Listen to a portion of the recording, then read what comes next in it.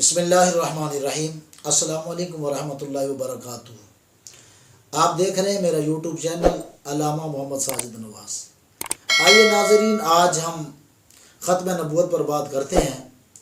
آپ صلی اللہ علیہ وآلہ وسلم کی حدیث مبارکہ ہے، آپ صلی اللہ علیہ وسلم نے اعلان نبوت کیا اور آپ صلی اللہ علیہ وسلم نے ایک دن ارشاد فرمایا، انا خاتم النبیین لا نبی بعدی، اے لوگوں میں آخری نبی ہوں، میرے بعد کوئی نبی نہیں آئے گا۔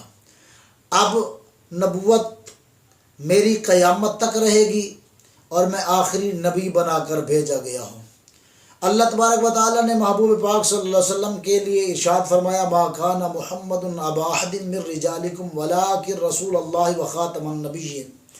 اس آیت میں واضح طور پر میرے رب نے ارشاد فرمایا کہ یہ محمد صلی اللہ علیہ وآلہ وسلم مردوں میں سے کسی کے باپ نہیں ہیں اور یہ آخری نبی ہیں۔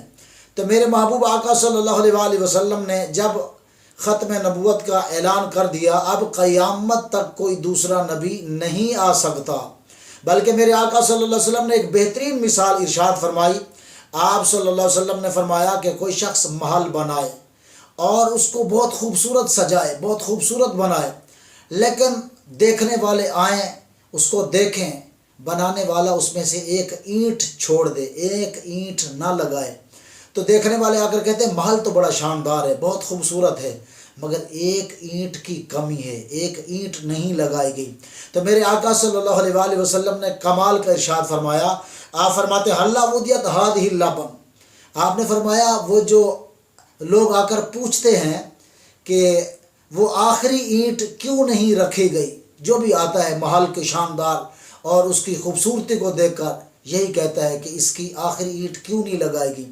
میرے آقا صلی اللہ علیہ وسلم نے فرمایا وہ محل ادھورا ہے، اور اس ادھورے محل کو پورا کرنے کے لیے ایک اینٹ کی ضرورت ہے۔ پھر آپ نے اپنی مثال دیتے ہوئے میرے کریم آقا صلی اللہ علیہ وسلم نے ارشاد فرمایا، انا اللبن و خاتم النبیین، حضور نے فرمایا وہ محل کی آخری اینٹ میں ہوں، یعنی قصر نبوت کے محل کی آخری اینٹ میں ہی ہوں، میرے بغیر نبوت کا محل ادھورا ہے۔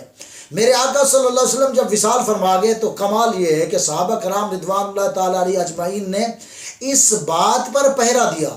ابو بکر صدیق رضی اللہ تعالیٰ عنہ کا دور خلافت ہے اور مسلمہ بن کذاب نے نبوت کا دعویٰ کر دیا، اور پھر اس نے پیغام بھیجا، ابو بکر صدیق آپ مجھے نبی مان لیں، اگر آپ مجھے نبی نہیں مانتے تو پھر آپ جو ہے وہ محمد صلی اللہ علیہ وآلہ وسلم کی نبوت کو مانیں، اور پھر آپ اور ہم جو ہے وہ رقبہ علاقہ الگ الگ کرتے ہیں، یعنی کچھ لوگ تمہارے نبی محمد صلی اللہ علیہ وسلم کا کلمہ پڑھیں گے، کچھ لوگ میرا کلمہ پڑھیں گے۔ ابو بکر صدیق رضی اللہ تعالی عنہ تک جب یہ پیغام پہنچا، ابو بکر صدیق نے پہلے ایک قانون بنایا تھا۔ آپ نے قانون بنایا کہ جو بدر والے صحابہ ہیں اب وہ کسی جنگ میں نہیں جائیں گے، اب لوگ ان کی زیارت کریں گے، لوگ ان کے علم سے استفادہ حاصل کریں گے۔ جب یہ معاملہ ہوا کہ ایک کذاب نے، ایک جھوٹے دعوے دار نبوت نے نبوت کا جھوٹا دعویٰ کر دیا ہے، سیدنا ابو بکر صدیق نے اپنا بنایا ہوا قانون توڑ دیا۔ آپ نے فرمایا کوئی بدری ہو یا غیر بدری ہو، اب وہ تلوار لے کر میدان میں آ جائے، کیونکہ سب کی عزتیں حضور کی وجہ سے ہیں، اگر ان کی عزت پہ آنچ آئی ہم اپنی عزت کا کیا کریں گے۔ پھر ابو بکر صدیق نے جب اعلان کیا تو صحابہ تلواریں لے کر آپ جنگ یمامہ کی طرف آئے۔ کہتے ہیں کہ سب سے بڑی جنگ لڑی گئی ختم نبوت پر، جو ختم نبوت کے لیے ایک جنگ لڑی گئی ہے، اس کے اندر 1200 صحابہ نے جام شہادت نوش فرمایا، اور صحابہ اتنا جوش سے اور اتنا ولولہ انگیزی سے انہوں نے جنگ لڑی کہ 36,000 بندے واصل با جہنم کر کے رکھ دیے۔ اس لیے ہمارے علماء کرام فرماتے ہیں ختم نبوت کا مسئلہ سب سے بڑا نازک مسئلہ ہے، ہر معاملے سے پیچیدہ مسئلہ ختم نبوت والا مسئلہ ہے۔ کہتے ہیں یہ ریڈ زون ہے، یہ کوئی کراس نہیں کر سکتا۔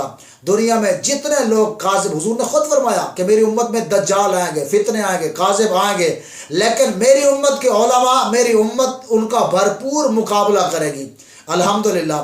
تو ہمارا ختم نبوت پر ایمان ہے، جیسے تمام ایمانیات اللہ کے سوا کوئی عبادت کے لائق نہیں، محمد صلی اللہ علیہ وسلم اللہ کے رسول ہیں، نماز ہے، روزہ ہے، حج ہے، زکوٰۃ ہے، ایسے ہی ہمارا عقیدہ ہے کہ رسول اللہ صلی اللہ علیہ وسلم خاتم النبیین ہیں۔